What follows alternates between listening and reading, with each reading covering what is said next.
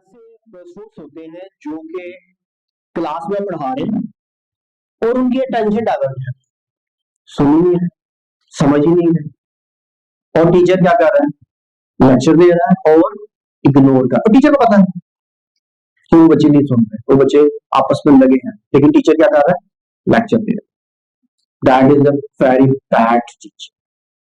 आज एक बच्चा करेगा, कल 5 बच्चे करेंगे, परसों 7 बच्चे करेंगे, और एट द एंड ये होगा पूरी क्लास शो करेंगे, टीचर लेक्चर दे रहा होगा। तो अगर ऐसी सिचुएशन है तो पहले उन बच्चों को हैंडल करें।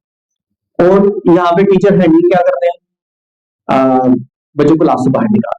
एक बच्चा पहले ही नहीं पढ़ रहा था, उसको हमने क्लास से बाहर निकाल के उसको फैसिलिटेट कर दिया, जाओ यशी करो, आपको पढ़ने का बोल नहीं है, जाओ यशी करो, ना पढ़ो हमारी जान छोड़ो। ठीक है, इसका मतलब ये है। तो इस तरह के काम से बच्चे का मजीद नुकसान हो। अगर आपने इस तरह की कोई चीज करते तो क्लास में खड़ा करें, और जब क्लास में खड़ा करते हैं तो टीचर क्या करते हैं, वो पिछली दीवार के साथ लग जाओ।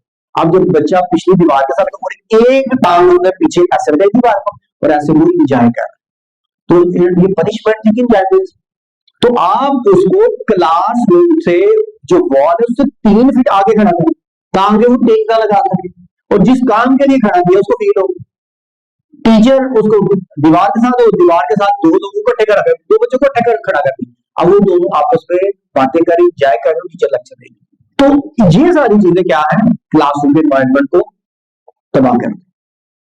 अगर टीचर इस तरह की चीजों में इन्वॉल्व हो जाएगा तो क्लासरूम का जो कल्चर है वो खराब हो जाएगा। कल को एक बच्चे ने किया, एक हफ्ते के बाद पूरी क्लास करें और वो ये कहेंगे टीचर को कोई फर्क नहीं पड़ता, जस्ट डू इट। तो ये सारी चीजें आपने कंट्रोल करनी। टीचर क्लास में से जाने से पहले कंप्लीट प्रिपरेशन, लेसन ऑब्जेक्टिव से लेके पूरी तैयारी।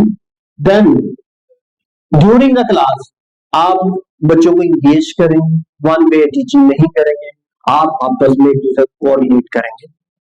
देन आफ्टर द क्लास आपको अपना रिफ्लेक्शन दें। ओके क्लास, क्लास क्लास अभी तक जो मैंने पढ़ाया, हर बंदा अपने साथ वाले को सारी चीजें गाइड करेगा जो मैंने स्टेप बाय स्टेप जितना कुछ पढ़ा। क्लास, आवाज नहीं आ रही, class, okay now teach, okay ji class, class class, अच्छा जी।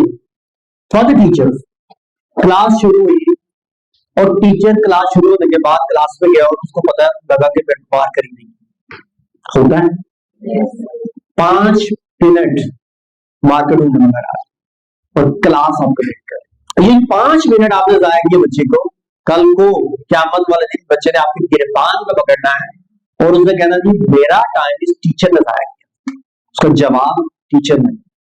अगर बच्चे के टाइम को वेस्ट करें तो आप ज़हन में रखें वो आपका जवाब होगा जो आप कल को बच्चा डिमांड करेगा। क्यों? क्योंकि वो उसका हक था और आपने उसका हक छीन लिया। तो क्लास में जाने से पहले टीचर के पूरे गैजेट्स उसके पास होने दीजिए। एक सील वाला इन्वेलप लें, अपनी सारी चीजें उसमें एक दफा फिट करें और उसको पैक करके वो आपके पास, ये टीचर के वेपन्स।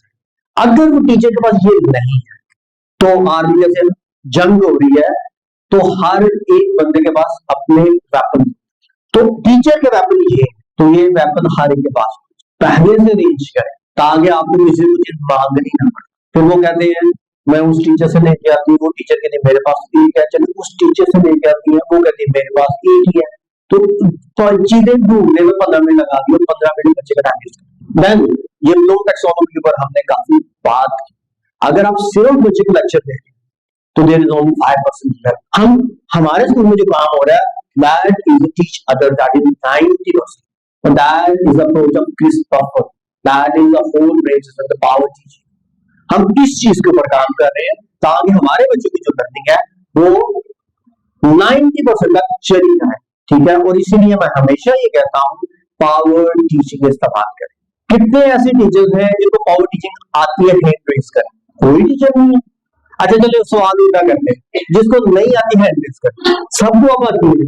ओके, हमारी जो क्लास है उस पर 3 ऑब्जर्वेशन होगी इस दफा कि जो क्लास में आप इस वक्त काम करेंगे, क्या वो पावर टीचिंग के जरिए कर रहे हैं या नहीं कर रहे। अगर जो कोऑर्डिनेटर है उसने ये कहा कि फलानी क्लास के अंदर पावर टीचिंग नहीं हो रही, ठीक है, उस सैटरडे में सबसे पहला डेमो उस टीचर का होगा जिसकी पावर टीचिंग इस्तेमाल नहीं होगी। उस वक्त कोई कुरानदाजी नहीं होगी ना, डायरेक्ट उस टीचर को कहेगा आपका लेक्चर, और कंसेक्टिव 3 दफा लेक्चर, ठीक है, 3 वीक में, एवरी वीक उसका सबसे पहला लेक्चर होगा, ताकि उसको पावर टीचिंग आ जाए। अब यहाँ पे जो टीचर्स नहीं होंगे, डिवाइस टीचर्स होंगे, उनको नहीं आती होगी, नहीं आती ना, हैंड रेज करें कितना डिवाइस टीचर्स जिनको नहीं आती। भाई मेरे बाद में ये नहीं पूछना ओके जी मैं न्यू थी नहीं आती, फिर भी करना पड़ेगा। 1 2 आप सबको आती है, मैम ड्यूटी लगाए इनकी किसी पीएल के साथ, तो पावर टीचिंग को सिखा सबको, क्योंकि सबने कहा हुआ, इसलिए उनके कंपनी में किसी की ड्यूटी लगा, तो वो ये कुछ स्टेप थे पावर टीचिंग हवाले से। Class teachers, classroom notes teach, okay switch, okay score board, handle item में, ये सारी चीजें मैं पहले से डिस्कस कर चुका हूँ, इसके ऊपर प्रॉपर मेरा सेशन हो चुका है, तो आपको सबको पता होगा। जिनको नहीं पता वो सिखा देंगे अपने बाकी लोग। अब हम बात करेंगे असेसमेंट के ऊपर, थोड़ी सी बात। असेसमेंट जरूरी इसलिए है ताकि ये जान पाए कि स्टूडेंट का प्रोफिशिएंसी लेवल क्या है, यानी स्टूडेंट उस चीज पे कितनी महारत हासिल कर चुका है, ये असेसमेंट का purpose. And the other angle, teacher को ये समझ में आए तो वो बच्चों को पढ़ाने में कितनी महारत हासिल कर चुके। अगर एक टीचर जो है क्लास में उसका रिजल्ट है 50%, तो इसका मतलब ये है कि स्टूडेंट का प्रोफिशिएंसी लेवल 50% है, और टीचर को सिर्फ 50% तक बच्चे को पढ़ाना आता है। इट डजंट मीन कि ये स्टूडेंट रिजल्ट है, it's also result preventing from teachers, क्योंकि टीचर ने पढ़ाया। टीचर उसको 50 से 80% भी लेके जा सकती है, और 50 से 20% भी लेके आ सकती है, टीचर के हाथ में है। और हमेशा मैं ये कहता हूं कि जो टीचर है वो चीजों को आसान तरीन तरीके से बच्चे को डिलीवर करने वाला का नाम टीचर है। अगर मैं यहाँ पे बड़ी हाई फाई इंग्लिश बोल दूं, बड़ा कुछ कर दूं और कख समझ ना आए, तो उसका कोई फायदा नहीं होगा, क्योंकि लैंग्वेज बैरियर है। जहां पे जरूरत है वहां पे बोलते, अमेरिका में गया बोलते, वहां पे ऐसे लोग की कम्युनिटी में है, हाई प्रोफाइल है, बोलते नो प्रॉब्लम एट ऑल। लेकिन जहां पे जरूरत नहीं, वहां पे बोलने की जरूरत क्या है? तो आप बच्चों को प्रॉपर वे के साथ डील करेंगे तो आपके रिजल्ट अच्छे होंगे। और ये बच्चे का भी रिजल्ट, टीचर का भी रिजल्ट है। मेरी जब मैं रिजल्ट देखता हूँ तो मेरे पास फिर रिजल्ट के एनालिसिस आते हैं, उससे मुझे समझ में आता है ये टीचर कितना काबिल है, और यहाँ इसने क्लास को कितना काबिल बनाया, तो रिजल्ट हमें ये शो करता है ड्यू पिक्चर के साथ। ये जो हमारे असूल है पेपर असेसमेंट चेक करते हैं। अब जनरली पेरेंट आते हैं तो कहते हैं जी सीरीज टेस्ट के अंदर हमारा बच्चा फर्स्ट आ रहा था, और जैसे ही एग्जाम आए वो बच्चा 5वीं पोजीशन में चला। अब हाउ इज पॉसिबल कि बच्चा सीरीज में मुसलसल फर्स्ट आ रहा है और फाइनल में वो 5वीं में चला? उसके एक मेजर रीजन क्या है? Assessment, checking. कि जो चेकिंग करनी थी असेसमेंट से इसमें खुले खुले नंबर दे दिए, और पेपर क्योंकि 3 ऑब्जर्वेशन में होता है, उस वक्त उसकी कटिंग हो जाता है। अब पेरेंट ने आपसे ये सवाल करना है कि ये बताएं कि सीरीज में तो ये तीनों सीरीज में टॉप हुआ, तो पेपर में क्यों टॉप नहीं? तो देयर इज नो जस्टिफिकेशन, आप उसको जस्टिफाई नहीं कर पाए। तो उसकी जस्टिफिकेशन एक है, वो क्या? जिस पैटर्न से पेपर चेक होंगे, जिन असूलों से पेपर चेक होंगे, उन्हीं असूलों के साथ आपके टेस्ट भी चेक होंगे, सेम मैकेनिज्म, तब आप जस्टिफाई करें, अदरवाइज आप जस्टिफाई नहीं कर सकते, और उससे बैड इंपैक्ट क्रिएट होगा। और कोई टीचर अपनी मर्जी से बच्चों को नंबर कम या ज्यादा नहीं करेगा, अकॉर्डिंग टू द स्टैंडर्ड वो सारी चीजें हो।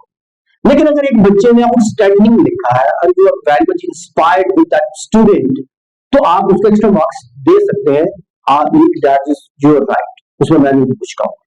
लेकिन अगर एक बच्चे ने 3 गलतियां की और उसके आपने इतने नंबर काटे हैं, और उसी दूसरे बच्चे के 3 गलती, उसको कोई नंबर नहीं काटा, तो देयर इज ऑब्जेक्शन। ये स्टैंडर्ड नहीं बदल कर है, और ये स्टैंडर्ड के जो रूल्स है ये आपको प्लेटफॉर्म पर लिखे हों, और इन्हीं को फॉलो करना। अगर एक टीचर के जो रिजल्ट है वो काफी ज्यादा डाउन आ गए हैं, तो I will call the teacher, मुझे आगे ये बताइए आपकी क्लास के रिजल्ट कितने डाउन क्यों है, व्हाट इज योर जस्टिफिकेशन? अगर क्लास में पहली सीरीज का जो रिजल्ट है वो 40% आ रहा है, तो मैं पूछूंगा जी 40% क्यों आया, what is the reason behind, ठीक है, फिर आप मुझे बताएंगे, फिर उन चीजों को सामने रख के फिर हम ये सोचेंगे कि अब जो सेकंड सीरीज है में क्या ऐसी इंजीनियरिंग करें, ऐसी टेलरिंग करें जिससे बच्चे के अगले रिजल्ट बेहतर हो। तो हर एक असेसमेंट अगली असेसमेंट की बेस है जिसके ऊपर हम बच्चे को इम्प्रूव करें। तो अगर वो असेसमेंट जो है उसके अंदर कुछ बायसनेस है, कुछ चीजें हैं, तो हम उस पर रैशनल डिसीजन नहीं कर पाए।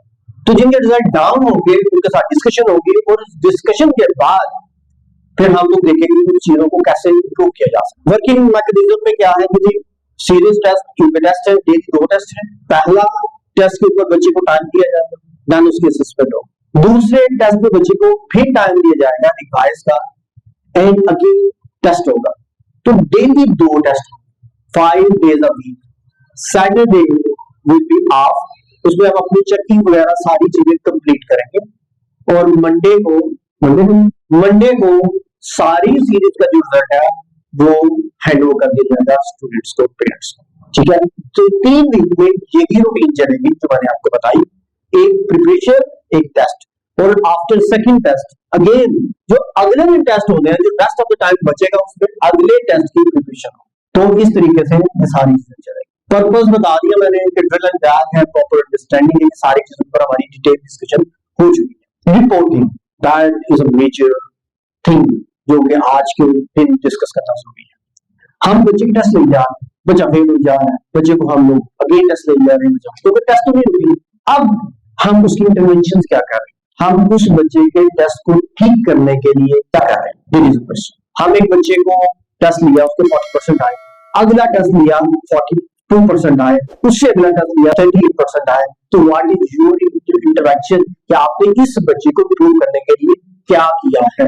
अगर कुछ नहीं किया तो यही टेस्ट होगा, और अगर किया है तो क्या किया है, कैसे करें, उसकी इंटरवेंशन क्या हो, इसके ऊपर थोड़ी सी बात करें। आज जो वीक स्टूडेंट होंगे, आप उन बच्चों के पेरेंट के साथ इंटरेक्ट करें कि ये वीक बच्चे हैं, पढ़ के नहीं आ रहे, व्हाटएवर, आप बच्चों के पेरेंट को कॉल करें। नहीं कर सकते कोऑर्डिनेटर, उनके पास सेल अवेलेबल है, उनसे उनके से कॉल करवा, तो आप पेरेंट्स से इंटरेक्ट करें। ज्यादा प्रॉब्लम है बस पेरेंट को स्कूल में उठा, ताकि हर बच्चे की रिपोर्टिंग हो सके। अब एक बच्चे का टेस्ट काफी ज्यादा खराब है और वो फेल हो गया पेपर में भी, तो पेरेंट को आपने कहा कि बच्चा तो हमें पता था फेल होना है, तो पेरेंट ने कहा कि हमें बताया, आपने कितनी दफा हमें कॉल की है, कितनी दफा डायरी के ऊपर लिखा है कि बच्चे के ऊपर फोकस करें, तो अब इसका कोई आंसर नहीं। तो डे फर्स्ट से जो बच्चे वीक है यू हैव टू इंटरेक्ट, ठीक है, लेकिन आप लोग अपने पर्सनल नंबर से इंटरेक्ट नहीं करेंगे, मेक श्योर, वरना वो पर्सनल नंबर आपके घर तक पहुंच जाएंगे पेरेंट और मैं कुछ नहीं कर सकता। तो हमारे जो ऑफिशियल नंबर है उसी के लिए इंटरेक्ट करें। आपको पर्सनल नंबर आपकी अपनी एक रिस्पॉन्सिबिलिटी है, आपको उसको देखना है। एब्सेंटिज्म कंट्रोल करेंगे, खुद ही हो जाएगी, क्योंकि इन सीरीज टेस्ट के जो नंबर है वो पेपर है, तो इसलिए एब्सेंटिज्म बहुत कम होती है, वो किसी की मजबूरी हो तो एब्सेंट होता है, क्योंकि इसका नंबर पेपर में ऐड होता है। PTM will be conducted at the end of second series test, लेकिन हम इसको इस दफा पहले लेके आएंगे after first series test PTM will be conducted, और उसमें आप पहली पीटीएम में पेरेंट को रिजल्ट देंगे और डिस्कशन करेंगे डिटेल कि आप उनको बताएंगे हमने इतने ये एफर्ट किए हैं और इस एफर्ट के ऊपर बच्चा इतना चेंज हुआ है, आप साथ में सजेशन दे दें कि आप बताएंगे इसको मजीद बेहतर कैसे कर सकते हैं। हो सकता है कि आपके जो पेरेंट्स हो वो गवर्नमेंट टीचर हो, उसमें से कोई ऐसे कोई डॉक्टर हो सकते हैं, कोई इंजीनियर हो सकते हैं, तो आपको टिप्स दे सकते हैं। तो आप ने जब वो टिप्स ले लेने हैं तो फिर आपको उसका एनालिसिस करना है कि टिप्स क्या हमारे काम के हैं। हर बात पेरेंट की मान के तो